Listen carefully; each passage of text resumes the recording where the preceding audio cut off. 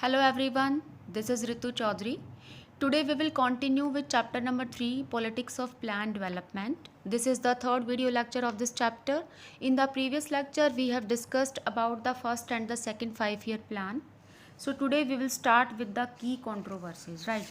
So student, on this page a graph has been given. इस graph में आपको ये पता चलेगा, you have a look over it कि जो इन्वेस्टमेंट है वो कौन से सेक्टर में ज़्यादा हुई है, मतलब कैसे कैसे इन्वेस्टमेंट हुई है गवर्नमेंट की फर्स्ट 5-year प्लान और सेकंड 5-year प्लान में, allocation in the first and the second 5-year plan. तो उसको आप देख लोगे एक बार, ये परसेंटेज में दिया गया है।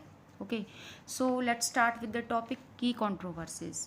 तो की कंट्रोवर्सीज बेसिकली, पहले आप ये करने से पहले यहाँ पे आ जाएंगे डिसेंट्रलाइज्ड प्लानिंग क्या है। डिसेंट्रलाइज्ड का मतलब होता है कि direct involvement of the people in addressing their own development, कि ऐसा ना हो कि सब कुछ सेंट्रलाइज्ड ही हो। कुछ ऐसी चीज़ें होनी चाहिए, मतलब जिनकी लोगों की खुद की रिस्पॉन्सिबिलिटी होनी चाहिए करने की, हर एक को सोचना चाहिए अपने डेवलपमेंट के लिए। यानी कि पंचायत को, ब्लॉक को या डिस्ट्रिक्ट लेवल पे जो भी गवर्नमेंट काम कर रही है उनकी भी अपनी रिस्पॉन्सिबिलिटी होती है कुछ प्लानिंग करने की। तो यहाँ पे बेसिकली आपको केरला का एग्जांपल दिया गया है कि जो केरला है वो एक मॉडल सेट करता है in the path of planning और डेवलपमेंट में, क्योंकि यहाँ पे केरला के अंदर बेसिकली फोकस किया गया है एजुकेशन पे, हेल्थ पे, लैंड रिफॉर्म्स पे, इफेक्टिव फूड डिस्ट्रीब्यूशन पे, राइट, और पावर्टी एलिवेशन प्रोग्राम्स पे फोकस किया गया है। जबकि यहाँ पे जो है लो पर कैपिटा इनकम है और वीक इंडस्ट्रियल बेस है। Then Kerala achieve nearly total literacy, long life expectancy यहाँ पर लोगों ने अचीव कर ली है, low infant mortality rate, low birth rate and the high access of the medical care. इन सब चीज़ों के बावजूद भी यहाँ पर जब खुद अगर इनिशिएटिव दिए जाएं या फिर डिसेंट्रलाइज्ड हो जाए प्लानिंग का, सिर्फ यही ना रहे कि भी स्टेट गवर्नमेंट या फिर सेंट्रल गवर्नमेंट ही सब कुछ करेगी, जितनी भी प्लानिंग करेगी वो सेंट्रल गवर्नमेंट ही प्लान करेगी, बाकी किसी को कुछ नहीं करना।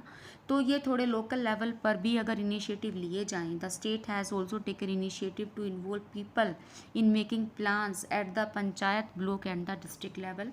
अगर इन पे भी अगर इनिशिएटिव लिए जाएं तो काफ़ी अच्छा डेवलपमेंट का मॉडल जो है वो एक सेट हो सकता है। तो यहाँ पे बेसिकली आपको यही बताया गया है। तो अब यहाँ पर की कंट्रोवर्सीज़ में देखिए, जो स्ट्रेटजी ऑफ डेवलपमेंट है in the following years raised several important questions. तो यहाँ पे हम उनके जो डिस्प्यूट्स हुए हैं, उन क्वेश्चंस के जो क्रिटिसाइज़ किया गया है उसी को यहाँ पे कंटिन्यू करेंगे। सबसे पहले जो डिस्प्यूट के सबसे रेलेवेंट टॉपिक हैं वो लेंगे। The first topic is agriculture versus industry. Means यहाँ पे ये बताया गया है कि दोनों में से, एग्रीकल्चर और इंडस्ट्रीज़ में से, which one should attract more public resources in A backward economy like that of India. Bharat जैसी बैकवर्ड इकोनॉमी जब है तो दोनों में से किस सेक्टर पे, एग्रीकल्चर पे या इंडस्ट्री पे ज़्यादा एम्फेसिस देना चाहिए। यहाँ पे यही जो है कंट्रोवर्सी है। बहुत सारे लोग तो क्या सोचते हैं, many thought that the second plan lacked an agrarian strategy for development and the emphasis on the industries caused agriculture and the rural India to सफ़र।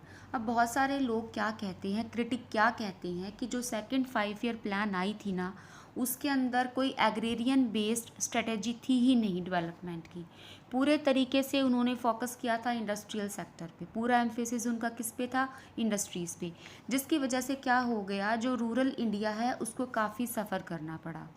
जैसे कि गांधीयन जो इकोनॉमिस्ट है, जो गांधीयन की जो फ़िलोसॉफ़ी थी, गांधीयन की फ़िलोसॉफ़ी क्या थी कि सबसे पहले हमें जो हमारा बेस है, जो हमारा लोअर लेवल है, उसको हमें ऊपर उठाना पड़ेगा। अगर डेवलपमेंट हमारे लोअर सेक्शन का, पुअर सेक्शन का अगर डेवलपमेंट होगा तो जो अपर सेक्शन है उसका डेवलपमेंट जो है वो ऑटोमेटिकली अपने आप ही हो जाएगा। तो गांधीयन फ़िलोसॉफ़ी को जो अडॉप्ट करने वाले हैं ये है J.C. कुमारप्पा। आप अंडरलाइन कर लेंगे कि गांधीयन फ़िलोसॉफ़ी को जो है वो कौन ज़्यादा वो करते हैं, J.C. कुमारप्पा ने प्रपोज किया है alternative blueprint that put greater emphasis on rural industrialisation. उन्होंने ये कहा है कि ज़्यादातर जो एम्फेसिस देना चाहिए वो रूरल इंडस्ट्रियलाइजेशन पे देना चाहिए, कि अगर गवर्नमेंट इंडस्ट्रियलाइजेशन पे एम्फेसिस अगर देती भी है तो वो बेसिकली किस पे होना चाहिए, रूरल इंडस्ट्रियलाइजेशन। अगर गांव के एरिया में अगर फैक्ट्री इंडस्ट्री अगर खोली जाएंगी तो वहाँ पे ज़्यादा से ज़्यादा लोगों को रोज़गार मिलेगा, एम्प्लॉयमेंट मिलेगा, राइट। और इसी फील्ड में एक और प्रोमिनेंट नेम है चौधरी चरण सिंह। चौधरी चरण सिंह जो है, उनका नाम आपने पहले सुना भी होगा। तो उन्होंने क्या कहा है कि वो कांग्रेस के लीडर थी, पहले कांग्रेस लीडर रही हैं। उसके बाद कांग्रेस से बाहर आकर स्प्लिट हो गया था। कांग्रेस से बाहर आकर उन्होंने अपनी अलग से फॉर्मेशन की पार्टी की, जिसका नाम रखा उन्होंने भारतीय लोक दल। बेसिकली जो ये चौधरी चरण सिंह है, काफ़ी जाने माने लीडर हैं हरियाणा के अंदर और जो हमारा वेस्टर्न पंजाब है उसके अंदर। तो इन्होंने भी फोर्सफुली क्या किया, फोर्सफुली ये कहा that the case for keeping agriculture at the centre of the planning of India, कि जो एग्रीकल्चर है उसको प्रॉपर एक उस पे रखना चाहिए, किस पे रखना चाहिए, पूरे तरीके से सेंटर पे, टॉप पे रखना चाहिए एग्रीकल्चर को। He said that the planning was leading to creation of prosperity in the urban and the industrial section at the expense of the farmers and the rural population. अब उन्होंने इस बात के ऊपर जोर दिया कि जितना भी हो रहा है ना, जितनी भी प्रॉस्पेरिटी आ रही है थ्रू द इंडस्ट्रियल सेक्टर, जितनी भी प्रॉस्पेरिटी आ रही है वो प्रॉस्पेरिटी किस पे है, expense of the farmers and the urban population. Urban population का खून पी के एक तरीके से कह सकते हैं, या फिर अर्बन पॉपुलेशन के ही एक्सपेंस पे, मतलब हमें उनको दांव पे लगाना पड़ रहा है, अपनी अर्बन पॉपुलेशन को, अपने फार्मर्स को, जो हमारे लिए फूड प्रोड्यूस करती हैं। अगर ऐसी प्रॉस्पेरिटी अगर ऐसे आ रही है तो ऐसी प्रॉस्पेरिटी जो है वो किस काम की। तो उन्होंने इस बात के ऊपर काफ़ी फोकस किया। और जो दूसरे और क्रिटिक हैं, उन्होंने क्या कहा, thought that the without A drastic increase in the industrial production, कि जब तक इंडस्ट्रियल प्रोडक्शन में एक ड्रास्टिक चेंज नहीं आएगा, बहुत ज़्यादा चेंज नहीं आएगा, there could be no escape from the cycle of poverty. तो कोई ज़रिया है ही नहीं कि पॉवर्टी के साइकिल से निकला जा सके। सिर्फ अगर एग्रीकल्चर पे ही हम बेस रहेंगे तो वो पॉवर्टी के साइकिल से हम नहीं निकल सकते। क्लास 9th में भी आपने, 10th में भी आपने स्टडी किया था सेक्टर्स ऑफ इंडियन इकोनॉमी में, तो वहाँ भी आपको यही बताया गया था कि कौन सा सेक्टर जो है वो मोर ग्रोइंग है, कहाँ पे इन्वेस्टमेंट हो रही है और कहाँ पे एम्प्लॉयमेंट अपॉर्चुनिटीज़ किस सेक्टर के अंदर ज़्यादा है। तो अब कुछ और क्रिटिक ने कहा है कि अगर इंडस्ट्रियल में ड्रास्टिक चेंज नहीं आएगा तो साइकिल ऑफ पॉवर्टी से बाहर निकला ही नहीं जा सकता। They also argued that the Indian planning did have an agrarian strategy, जो इंडियन प्लानिंग होनी चाहिए ना, उसमें एग्रेरियन स्ट्रेटेजी भी होनी चाहिए to boost the production of food grains, ताकि हम फूड ग्रेन के प्रोडक्शन को काफ़ी बढ़ा सकें। उसमें ये भी नहीं है कि हम सिर्फ जो है कि इंडस्ट्री पर ही एम्फेसिस डालें और एग्रीकल्चर को भूल जाएं, यानी कि हमें दोनों को साथ साथ लेके चलना पड़ेगा। और एग्रेरियन स्ट्रेटेजी हमें बनानी पड़ेगी to boost the production of food grains. And the state made laws for the land reform, state ने जो है काफ़ी लॉज बनाए हैं लैंड रिफॉर्म्स के लिए, डिस्ट्रीब्यूशन ऑफ रिसोर्सेज के लिए among the poor in the villages. It also proposed programmes of community development and spend large sums of irrigation project. अब यहाँ पे कहा जा रहा है कि गवर्नमेंट ने नो डाउट खर्च कर रही है काफ़ी ज़्यादा, मतलब कम्युनिटी डेवलपमेंट के लिए, और करना भी चाहिए, इरिगेशन प्रोजेक्ट के लिए, इरिगेशन फैसिलिटी के लिए, वो करना एक अलग चीज़ है। लेकिन जो फेलियर है ना, फेलियर का जो सबसे बड़ा रीज़न है वो क्या है कि जो पॉलिसीज़ तो बनाई जाती हैं, कि पॉलिसी तो बना दी की, लेकिन उनका जो प्रॉपर इम्प्लीमेंटेशन है ना वो नहीं हो रहा। तो कुछ क्रिटिक्स ने क्या कहा कि जो नॉन इम्प्लीमेंटेशन ऑफ पॉलिसीज़ है वो नहीं है, कि सिर्फ पॉलिसी बनाने से काम नहीं चलेगा, इम्प्लीमेंटेशन भी करनी पड़ेगी। क्योंकि जो लैंड ओनिंग जो क्लासेस है, जिनके पास काफ़ी बड़ी बड़ी ज़मीनें हैं, राइट, काफ़ी बड़ी बड़ी ज़मीनें हैं जिन क्लासेस के पास, तो बेसिकली अब वो क्या कर रही हैं, social and the political power, जो बड़े बड़े ज़मींदार हैं उनके पास पैसा है, तो पूरा का पूरा पॉलिटिकल होल्ड उनके हाथों में ही है, सारी की सारी पॉलिटिकल पावर उनके ही हाथ में है, और प्रॉपर इम्प्लीमेंटेशन हो नहीं रहा स्कीम्स का। तो जो बेनिफिट जो गवर्नमेंट की वेलफेयर स्कीम्स हैं वो जो बड़े बड़े ज़मींदार हैं वहीं तक जाके रह जाती हैं। तो काफ़ी लैंड रिफॉर्म्स काफ़ी करने पड़ेंगे गवर्नमेंट को। Beside, they also argue that even if government had spent more money on agriculture, it would not have solved the massive problem of rural poverty. अगर इसी तरीके से ये रहा, ज़मींदारी प्रथा अगर ऐसे ही रही, लैंड में रिफॉर्म्स प्रॉपर नहीं हुए, तो गवर्नमेंट चाहे जितना भी स्पेंड कर ले एग्रीकल्चर पे, लेकिन प्रॉब्लम जो है वो जो की तो बनी रहेगी और पॉवर्टी के साइकिल से जो है लोग बाहर नहीं निकल सकते रूरल एरियाज़ के अंदर।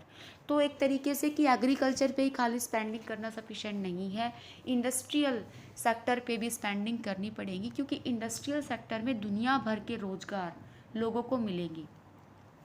बस जो इंडस्ट्रियल सेक्टर है बेसिकली वो लगाना पड़ेगा रूरल एरियाज़ के अंदर, मतलब रूरल एरियाज़ में जो कॉटेज इंडस्ट्रीज़ हैं उनको डेवलप करना पड़ेगा, यानी कि जो जहाँ की स्पेशल चीज़ है, स्पेशलिटी है वहाँ की पर्टिकुलर किसी भी पर्टिकुलर एरिया की, अपनी जो स्पेशल चीज़ है उसको आगे लाना पड़ेगा और उसी के अंदर वहाँ के लोगों को वर्कआउट करना पड़ेगा। तभी हम इंडस्ट्रियल सेक्टर को और एग्रीकल्चर सेक्टर को दोनों को ही डेवलप कर सकते हैं और ज़्यादा से ज़्यादा एम्प्लॉयमेंट जो है वो वहाँ पे अपॉर्चुनिटीज़ ला सकती हैं, राइट। अब जो हमारा नेक्स्ट हमारी जो कंट्रोवर्सी है that is in between public versus private sector. Public और प्राइवेट सेक्टर के बीच में ये कंट्रोवर्सीज जो है वो देखने को मिली है, क्योंकि India did not follow any of the two known path of the development as we have discussed earlier, कि जब भारत को आज़ादी मिली उस टाइम पर इकोनॉमी के बेसिकली दो मॉडल थे हमारे सामने। एक मॉडल किसका था, हमारा यूएस का मॉडल था जो कि कैपिटलिस्ट बेस्ड मॉडल था, और दूसरा मॉडल था यूएसएसआर का जो कि सोशलिस्ट बेस्ड मॉडल था। कैपिटलिस्ट बेस्ड मॉडल में बेसिकली क्या होता है कि जितनी भी प्रॉपर्टी है, जितने भी रिसोर्सेज हैं वो प्राइवेट हैंड्स के हाथों में होते हैं, गवर्नमेंट का उसके अंदर कोई इंटरफेरेंस, कोई इंटरव्यू नहीं होता जैसा कि यूएस में था। और उस टाइम पर जो यूएसएसआर का मॉडल था वहाँ पे सोशलिस्ट मॉडल था। तो बहुत सारे जो भारत के जो लीडर्स थे या फिर जो राइट्स और लेफ्ट विंग के जो कुछ पीपल थे वो क्या चाहते थे कि यूएसएसआर बेस्ड मॉडल होना चाहिए। बेसिकली जो लेफ्टीज़ थे वो चाहते थे कि भाई यूएसएसआर अगर मॉडल होगा, गवर्नमेंट के हाथ में अगर सब कुछ होगा, तो जो कॉमन पीपल हैं, जो पुअर पीपल हैं, उनको इक्वल बेनिफिट मिलेगा। तो ये चीज़ें चाहते थे। तो हमने इन दोनों में से बेसिकली किसी को भी अडॉप्ट नहीं किया, हमने एक बीच का ही पाथ अडॉप्ट किया है इस चीज़ के लिए। And element from both these models were the mixed economy, और that was called the mixed economy.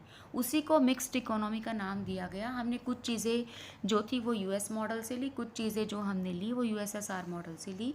So much of the agriculture, trade and industry were left in the private hand. हमने private हाथों में छोड़ दिया, agriculture को छोड़ दिया कि भाई अपने हिसाब से आप अपनी ज़मीन पे एग्रीकल्चर करेंगे।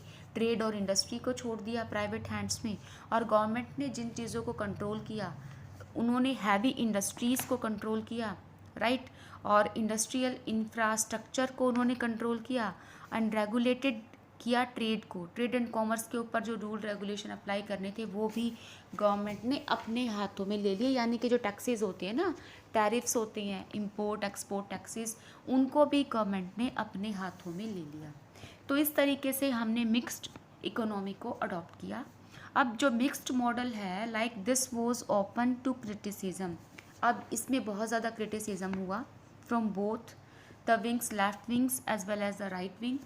Critic argued that the planner refused to provide the private sector with enough space and they have not the path to grow. अब उन्होंने क्या कहना शुरू किया कि जो हमारी जो गवर्नमेंट है उन्होंने ये तो कह दिया कि ये चीज़ जो है वो प्राइवेट हैंड्स में रहेगी, लेकिन प्राइवेट हैंड में रहने के लिए कुछ अपॉर्चुनिटीज़, कुछ स्पेस तो हो।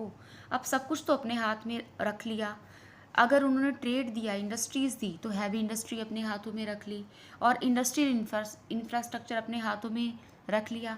रेगुलेशन जो बननी थी ट्रेड को लेकर, रूल एंड रेगुलेशंस बनाए जाने थे, इंपोर्ट एक्सपोर्ट जो बनाई जानी थी वो अपने हाथों में रख ली। तो उन्होंने स्पेस छोड़ा कहाँ, डेवलप होने के लिए।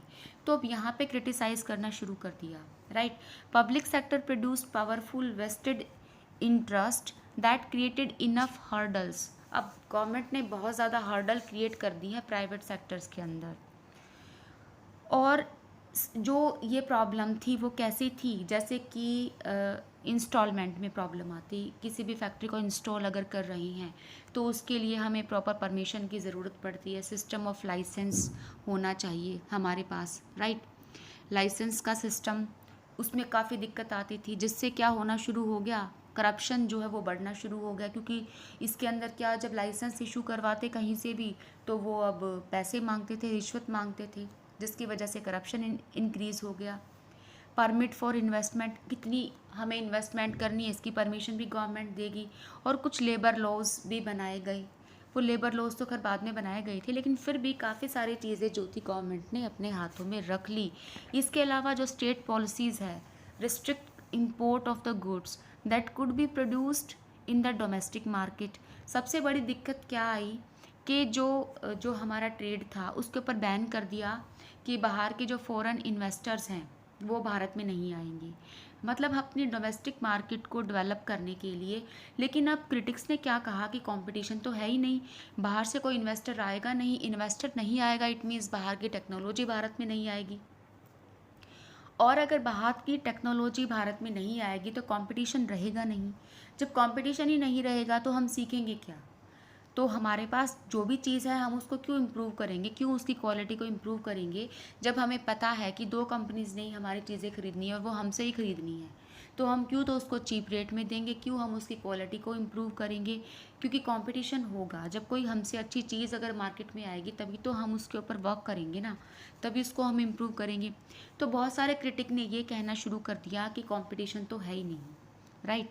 तो किसी भी तरीके की कोई कंपटीशन नहीं होगा, then the state controlled more things than were necessary and that led to inefficiency and the corruption. और ये सब चीज़ें जो है करप्शन को इंक्रीज़ कर रही हैं, इनएफिशिएंसी लेके आ रही हैं, जिसके अंदर जितना कैलिबर है उस अपने कैलिबर को वो दिखा ही नहीं रही है। तो ये सबसे बड़ी प्रॉब्लम निकल के सामने आई। Then there were the critic who thought that the state did not do enough। दूसरी तरफ ऐसे भी क्रिटिक थे जो स्टेट को, मतलब चारों तरफ से गवर्नमेंट को ही टारगेट किया जा रहा था। कुछ और भी क्रिटिक थे जो ये कह रहे थे कि जो स्टेट है वो कर ही नहीं रही है, कुछ स्पेंडिंग नहीं कर रही है, लाइक पब्लिक एजुकेशन में स्पेंडिंग नहीं कर रही और वो हेल्थ केयर में स्पेंडिंग नहीं कर रही, क्योंकि जो एजुकेशन और हेल्थ केयर है ये दोनों के अंडर में ही था, पब्लिक के में भी और प्राइवेट सेक्टर में, दोनों के अंडर में ही था ये वाला जो सेक्टर था। The state intervened only in those area where the private sector was not prepared to go। अब जो गवर्नमेंट है बेसिकली उन्हीं एरियाज़ में, उन्हीं रिमोट या बैकवर्ड एरिया में जाती है, वहीं पर अपनी एजुकेशन या हेल्थ फैसिलिटी देती है जहाँ पे प्राइवेट सेक्टर नहीं जाता जानबूझ के, जहाँ पे लेवल ऑफ डेवलपमेंट बहुत ज़्यादा कम है। मीन्स अगर हम आज भी देखें तो बहुत जो रिमोट एरिया है, रूरल एरिया है, वहाँ पे अगर एजुकेशन की बात करें तो सिर्फ गवर्नमेंट स्कूल्स ही हैं, और गवर्नमेंट स्कूल्स के अंदर इतनी ज़्यादा अच्छी फैसिलिटी नहीं दे रखी, इम्प्लीमेंटेशन नहीं है। गवर्नमेंट प्लानिंग बनाती है नो डाउट, लेकिन उन प्लानिंग का इम्प्लीमेंटेशन भी होना चाहिए, उनको प्रॉपर चेकआउट भी तो करना चाहिए कि क्या हो रहा है क्या नहीं हो रहा। तो अब ये भी क्रिटिसाइज़ किया कि गवर्नमेंट सिर्फ उन एरियाज़ पे ही जाती है जहाँ पे प्राइवेट इंडस्ट्रीज़ जहाँ पे नहीं है, या फिर प्राइवेट स्कीम्स वहाँ पे नहीं है। जो रिमोट एरियाज़ है वहीं पे गवर्नमेंट जा रही है, जहाँ पे डेवलपमेंट है, जहाँ पे प्राइवेट सेक्टर है, वहाँ पे प्राइवेट सेक्टर को खूब कमाने दे रही है गवर्नमेंट, क्योंकि वहाँ पे लोगों को जब ऑप्शन ही नहीं मिलेगा, गवर्नमेंट फैसिलिटी नहीं मिलेगी, तो वो प्राइवेट में ही जाएंगे। तो वहाँ पे प्राइवेट सेक्टर जो है वो फल फूल रहा है और गवर्नमेंट सेक्टर वहाँ पे है ही नहीं। तो ये सब भी गवर्नमेंट की पॉलिसीज़ को क्रिटिसाइज़ करना शुरू किया क्रिटिक्स ने। And also instead of helping of the poor, the state interventions ended up the creating a new middle class. इसके अलावा गवर्नमेंट क्या कर रही है, एक नई मिडिल क्लास को उभार रही है, क्योंकि मिडिल क्लास में भी बेसिकली दो कैटेगरी होती है ना, upper middle class and the lower middle class. तो यहाँ पे कहा कि जो मिडिल क्लास है, एक नई मिडिल क्लास जो है वो उभर के सामने आ रही है, that enjoyed the privileges of high salaries. क्योंकि गवर्नमेंट जो ऑफिसेज है वहाँ पे जो एम्प्लॉय है उनको जो सैलरी मिलती है काफ़ी हाई सैलरी मिलती है, हाउस रेंट वगैरह उनको दिए जाते हैं, और भी काफ़ी स्कीम्स जो गवर्नमेंट देती है वो उनको मिल रही है विदाउट मच अकाउंटेबिलिटी, जबकि उनकी अकाउंटेबिलिटी है ही नहीं, वो प्रॉपर किसी को आंसरेबल है ही नहीं। अगर गवर्नमेंट ऑफिस में अगर हमें कोई काम होता है पब्लिक को, तो 50-50 चक्कर लगाने पड़ते हैं, लेकिन प्रॉपर जो उनका वर्क है वो अपना काम करके टाइम पे देते हैं नहीं, और गवर्नमेंट इतनी ज़्यादा हायर सैलरीज उनको दे रही है। मीन्स मतलब गवर्नमेंट सेक्टर में प्रॉपर ग्रोथ हो ही नहीं रही है, क्योंकि इम्प्लीमेंटेशन नहीं है। तो जो इस तरीके से गवर्नमेंट एक और मिडिल क्लास में एक और क्लास को ऊपर कर रही है, किसको ऊपर कर रही है? अपर मिडिल क्लास को उभार रही है, जिनकी सैलरीज इतनी हाई है और अकाउंटेबिलिटी बिल्कुल ज़ीरो, वो काम कर ही नहीं रही है। सो इस तरीके से जो है पॉवर्टी बिल्कुल भी कम नहीं होगी और पॉवर्टी इंक्रीज़ होती चली जाएगी अगर ये सब चीज़ें की। तो इस तरीके से डिबेट किया क्रिटिक्स ने पब्लिक सेक्टर में और प्राइवेट सेक्टर में कि गवर्नमेंट मतलब बेसिकली कर क्या रही है प्राइवेट सेक्टर में और पब्लिक सेक्टर में। सो द टॉपिक की controversy is very much important for the 4 marks question. तो 4 मार्क्स क्वेश्चन के लिए आपको दोनों टॉपिक प्रिपेयर करनी है, agriculture versus industry and public versus private sector, right. Now come to the next topic. Next topic is the major outcome. तो student don't get confuse, जो ये मेजर आउटकम है, ये जो मेजर आउटकम ये इसके नहीं है कि कंट्रोवर्सीज क्या आउटकम है। आउटकम का मीन्स मतलब होता है रिजल्ट्स। रिजल्ट्स क्या निकले? बेसिकली ये रिजल्ट्स उन चैलेंजेस के हैं, उन ऑब्जेक्टिव्स के हैं जो हमने चैप्टर नंबर 1 में डिस्कस किए थे, 3 ऑब्जेक्टिव्स। और यहाँ पे जिस ऑब्जेक्टिव की बात हो रही है, द थर्ड ऑब्जेक्टिव क्या था कि economic equal economic development to all the people. यही था ना हमारा थर्ड चैलेंज कि जो इकोनॉमिक डेवलपमेंट हो और poor strata of the society का हो, poor section of the society का हो, प्रॉपर उनको ये इक्वल डेवलपमेंट मिले। तो यहाँ पे इक्वल डेवलपमेंट की बात हो रही है, यानी कि हमारे थर्ड चैलेंज के आउटकम के बारे में हम बात कर रहे हैं। तो land reforms did not take place effectively in the most part of the country. जैसा कि हमने अभी रिसेंटली रीड किया है कि जो लैंड रिफॉर्म्स आए वो पूरे तरीके से हर कंट्री के हर पार्ट में प्रॉपर इफेक्टिवली नहीं हुए, जिससे क्या हुआ, पॉलिटिकल पावर जो थी वो रह गई लैंड ऑनर्स के हाथों में। जो लैंड ऑनर्स क्लास थी उनके हाथों में पॉलिटिकल पावर रह गई, उनके पास पैसा रह गया, और बड़े बड़े इंडस्ट्रियलिस्ट के हाथों में पावर रह गई, and continued to benefit the thrive while poverty did not reduce much. अब इन सब चीज़ों से क्या हुआ, अगर पावर पॉलिटिकल पावर रह गई, बड़े बड़े इंडस्ट्रियलिस्ट के हाथों में पॉलिटिकल पावर अगर रही या फिर लैंड ओनर्स के हाथों में रही, जिससे वो पूरे तरीके से पॉवर्टी के साइकिल को तोड़ ही नहीं पाई हमारी गवर्नमेंट, और सारा का सारा पॉलिटिशियंस के ऊपर जो कंट्रोल था या फिर करप्शन जो भी फैला वो इसी वजह से फैला। The early initiatives for planned development were be best realizing the goal of economic development of the country, right, and the well-being of its all the citizens। जो स्टार्टिंग के जो अर्ली इनिशिएटिव्स हमारे रहे थे डेवलपमेंट के लिए वो best थी। उसके अंदर basically goal of economic development का रखा गया था कंट्री के लिए, और एक सिटीजन के लिए मतलब एक well being of all it's citizen, कि सबका भला हो जाए, यही गोल रख के इनिशिएटिव ली गई थी। The inability to take significant step to this direction in the very first stage was to become the political problem। तो सबसे बड़ी अगर इनएबिलिटी रही ना तो वो पॉलिटिकल प्रॉब्लम की वजह से रही, क्योंकि पॉलिटिशियन जो थी वो करप्शन क्रिएट किया उसने। जो पॉलिटिक्स के कुछ पॉलिटिकल मेंबर्स थे वो जिनके पास पैसा था, जो बड़े बड़े इंडस्ट्रियलिस्ट थे या फिर बड़े बड़े लैंड ओनर्स थे, उनके हाथों में कठपुतली बने रहे, जिसकी वजह से कॉमन पीपल तक सारी स्कीम्स नहीं पहुंच पाई। वेलफेयर स्कीम्स जो चलाई गई वो सब तक नहीं पहुंच पाई।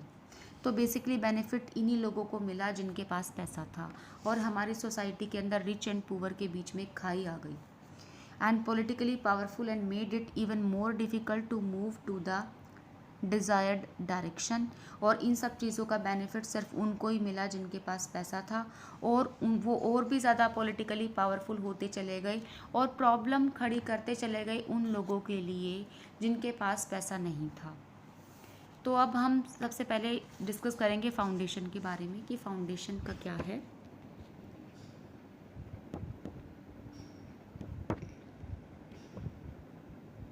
ओके, फाउंडेशन में बेसिकली हमें बताया गया है कि जो भी हमने फाउंडेशन रखी, जो नींव रखी, फाउंडेशन का मतलब होता है नींव रखना, जो भी हमने नींव रखी वो अर्ली फेजेस के अंदर of the plan development must begin by acknowledging the fact that in this period the foundation of India's future economic growth were laid.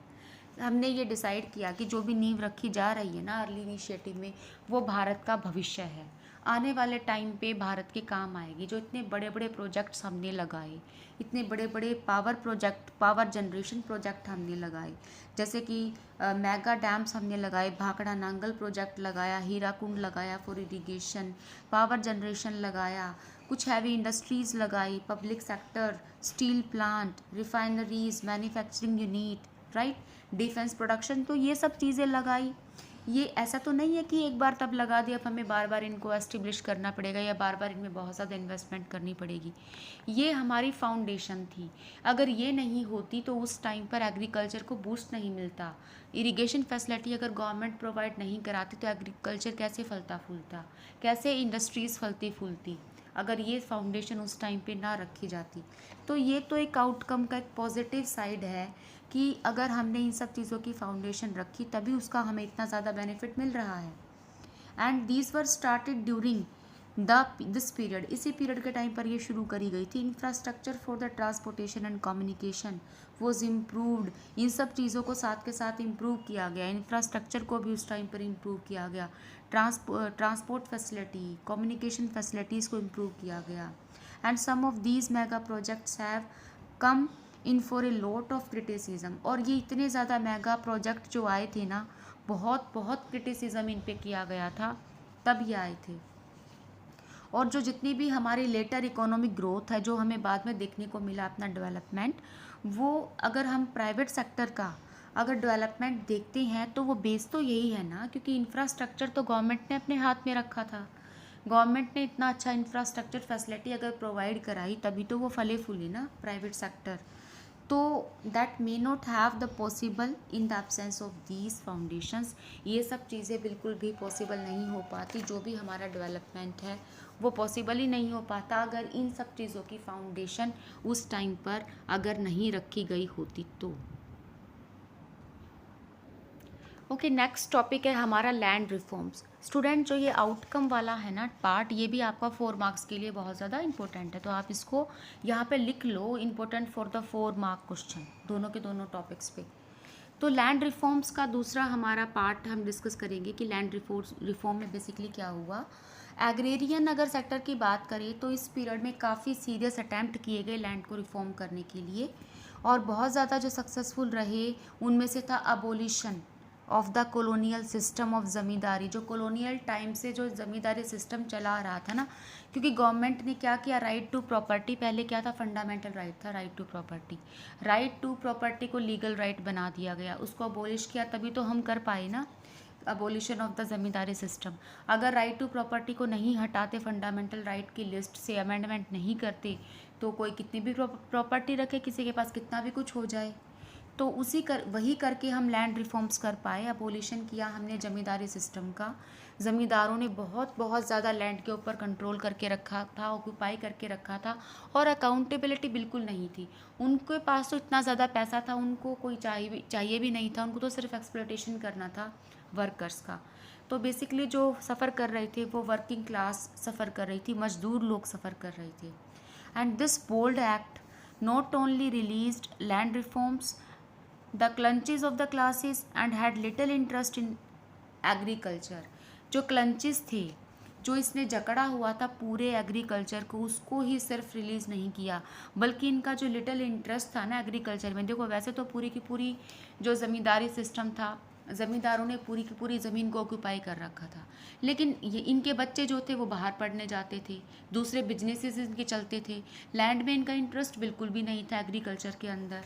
तो इन दोनों चीज़ों के जो क्लंचेस थे, जो जकड़ रखा था, उन दोनों चीज़ों से जो लैंड रिफॉर्म्स हुए हमें छुटकारा मिला। And it also reduce the capacity of the landlords to dominate politics. अब यहाँ पे जब ये चीज़ें की तो क्योंकि पूरी पॉलिटिक्स इनके हाथ में थी, तो अब जब गवर्नमेंट ने ये रिफॉर्म किए, राइट टू प्रॉपर्टी को अगर ख़त्म कर दिया, तो काफ़ी हद तक इनके हाथ से जो पॉलिटिक्स का जो डोमिनेशन था ना वो भी कम हो गया, वो भी रिड्यूस किया गवर्नमेंट ने।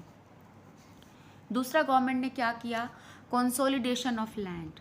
अब ये कंसोलिडेशन ऑफ लैंड क्या है, स्टूडेंट, कंसोलिडेशन ऑफ लैंड का मतलब होता है कि मान लो किसी भी एक इंसान की प्रॉपर्टी है, जो लैंड है वो अलग अलग पीसेस में 3-4 जगह है।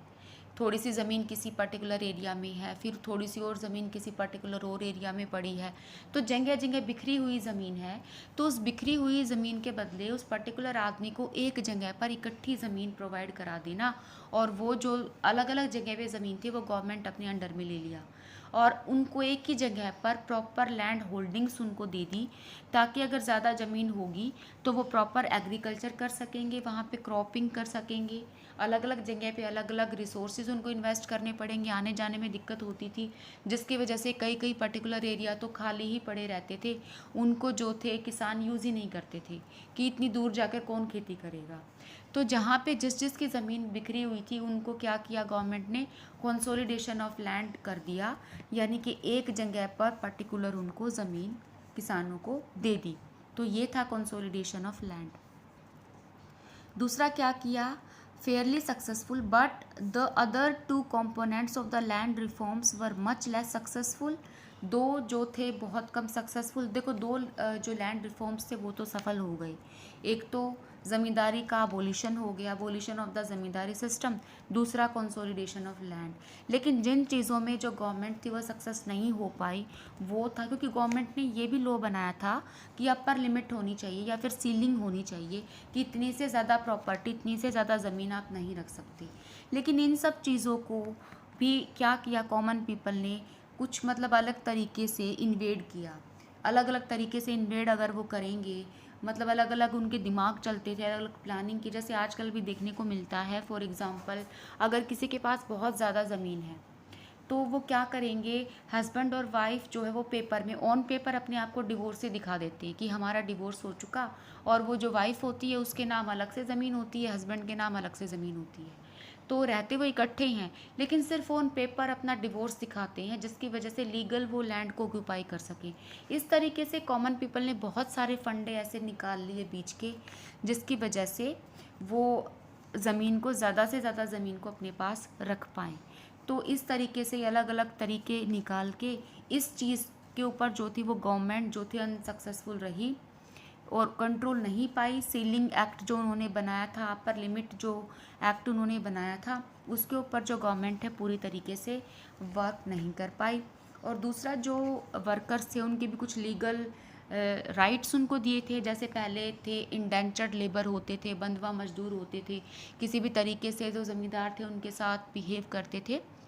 लेकिन अब यहाँ पे गवर्नमेंट ने उनके अगेंस्ट में भी कुछ लॉज बनाए, लेकिन उनमें भी पूरी तरीके से सक्सेसफुल नहीं हो पाई, क्योंकि जो वर्कर्स थे वो ज़मींदारों से डरते थे। बेशक उनके पास ज़मीन अभी नहीं थी लेकिन थे तो वो ज़मींदारी ना, जो जिनके पास ज़्यादा पैसा था, तो वो उनके अगेंस्ट में कोई भी ऐसी कंप्लेंट नहीं करते थे। तो ये दो प्रॉब्लम जो थी वो गवर्नमेंट के सामने आई।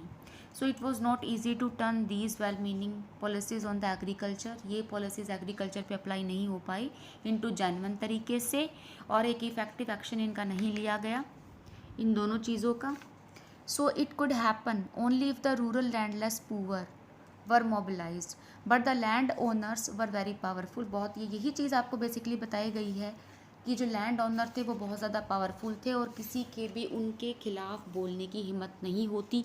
आज के टाइम पे भी नहीं होती। गांव के अंदर वर्कर का कई जगह पे बहुत ज़्यादा एक्सप्लॉयटेशन होता है। तो so this shows the economic policy is part of the actual political situation in the society, and this also shows the in spite of the good wishes of the some of the top leader, कुछ top leader चाहते हैं कुछ अच्छा करना, उसके बावजूद भी जो डोमिनेंट सोशल ग्रुप्स हैं ना, जो मतलब कास्ट को लेकर, क्रीड को लेकर, कल्चर को लेकर जो जकड़े हुए हैं, या सोसाइटी पे जो एक पॉलिटिक्स को लेकर जो डोमिनेट करते हैं ना, would always effectively control policies making and the implementation. उनका कंट्रोल इन इम्प्लीमेंटेशन पे हमेशा ही ज़्यादा रहता है, right. So that's all for today's lecture. Rest part of the chapter we will discuss in the next video lecture. So thank you for being with me.